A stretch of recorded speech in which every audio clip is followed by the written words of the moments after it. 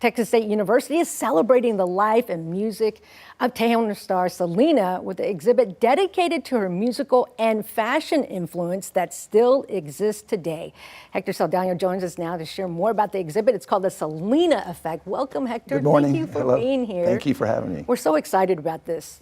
You're the music curator at Whitliff Collections and behind the Selena installation, which will be on display through December, right? Yes. Tell us why you chose Selena. Well, first of all, Selena is this light and this joy that keeps influencing our culture. You know, that's, I noticed a couple of years ago, just putting a couple of photographs of Selena up, that the students seem to really connect to her.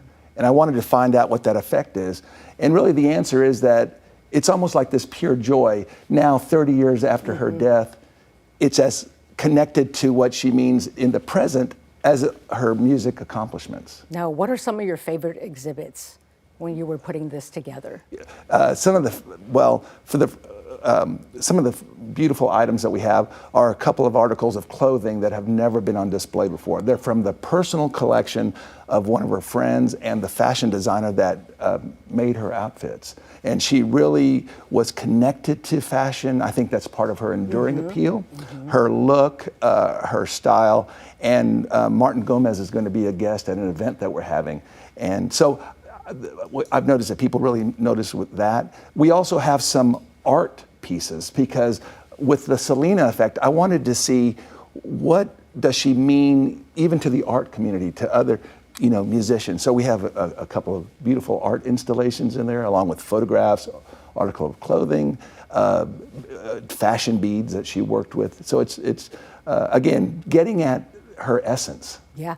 Tell us more about the fashion designer. There's an event coming up where he will be there, yes, and the public can interact with him. Yes, so Martin Gomez worked with Selena in the late 80s, early 90s. He designed her. He designed her look, yes, okay. And also worked with, she had a store, a lot of people may not remember. There were, that was her dream, to have a fashion line. So she worked with him. He brought those dreams to life, as articles of clothing, in fashion show runway events that they had. He's going to be our guest. He also kept a journal, and he'll be, at our event, we'll be reading from that.